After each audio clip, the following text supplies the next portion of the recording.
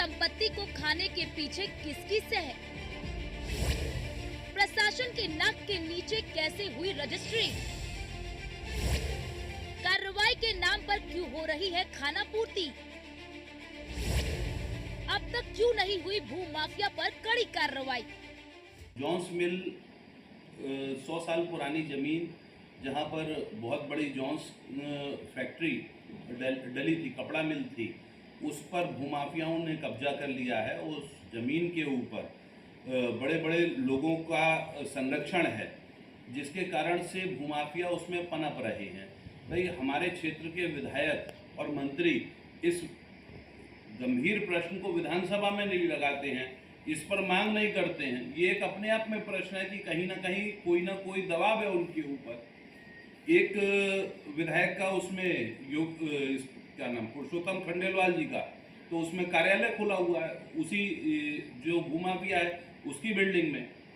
भाई, पूरे देश में आपको केवल एक ही बिल्डिंग मिल रही है जो भूमाफिया घोषित है, उसकी बिल्डिंग में आप कार्यालय खोल रहे हैं। योगेंद्र जी ने अपना योगेंद्र जी का साला, इसलिए वो विधानसभा में इस प्रश्न को उठाते नहीं है शायद।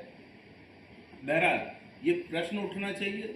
सरकार के हक की ज़मीन को सरकार को लेना चाहिए। बाबा में हमारे माननीय योगी आदित्यनाथ जी ने जिस प्रकार से काम करा है, मुख्यमंत्री जी ने काम करा है, उन्होंने जगह जगह की भूमाफियाओं से ज़मीनें छुड़वाई हैं, तो इस ज़मीन को भी छुड़वाना चाहिए।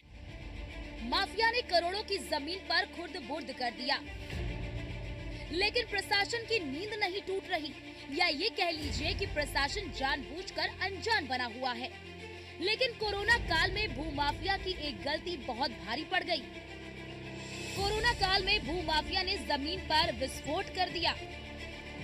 जमीन पर विस्फोट की जांच के लिए तत्कालीन जिलाधिकारी प्रभु एन सिंह ने 8 सदस्यीय टीम का गठन किया। जांच में दोषी पाए जाने पर रज्जू और हेमेंद्र अग्रवाल समेत 10 लोगों को जेल भेजा गया। जो इस चीज में थोड़ा मैंने संज्ञान लिया है, उस समय मैं एडिशनल चार्ज पे हूँ। जो संबंधित रिसासी बनते थे उस समय उन्होंने हटवाया, उसको संज्ञान में आया है। और भी किसी तरह का कोई अगर वहाँ कोई पाएगा तो उसमें मैं दिखवा रहा हूँ। 2 दिन से मैं इसमें लगा हूँ। एक मेरे एसडीओ साहब कोर्ट केस में बाहर हैं, और उसको मैं दिखवा के, अगर ऐसा हुआ, ये नहीं कहीं भी हमारी अतिक्रमण की जमीन होगी, सभी को मैं बाउंड्री वाल कराऊंगा, और पूरा है कि उसको देखते हुए पूरे को मैं अतिक्रमण मुक्त कराऊंगा। हालांकि जमीन पर कब्जे की जांच ईओडब्ल्यू कानपुर विंग को सौंपी गई है, लेकिन कार्रवाई इतनी धीमी है कि भूमाफियाओं के हौसले बुलंद होते नजर आ रहे हैं। इस मामले में एक पत्र ईओडब्ल्यू की तरफ से जिलाधिकारी आगरा को लिखा गया कि अमित गोयल ने चौकी की जमीन पर कब्जा किया है, इस जमीन को तत्काल खाली कराया जाए।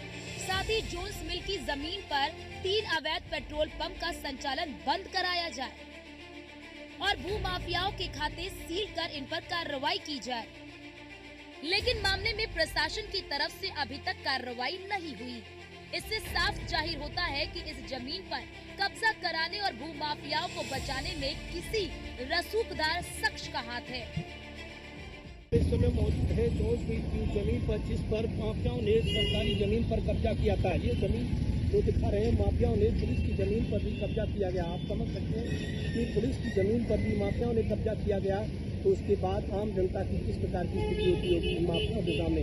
हालांकि पूरे मामले को लेकर जिलाधिकारी आगरा ने 8 सदस्यीय टीम लगाई और ईओडब्ल्यू को जांच सौंपी। जांच में ये जिलाधिकारी को ईओडब्ल्यू ने पत्र लिखा है कि इस पूरे मामले में भूमाफियाओं पर कार्रवाई हो, उनके खाते सील हो और उनकी संपत्ति को कुर्क किया जाए। इसके साथ ही जो अवैध तरीके से जो पेट्रोल पंप संचालित किए जा रहे हैं, उन्हें भी बंद करने के आदेश हुए हैं। लेकिन जिलाधिकारी की लचर व्यवस्था के चलते इन माफियाओं पर अभी तक कोई कार्रवाई नहीं हो सकी है।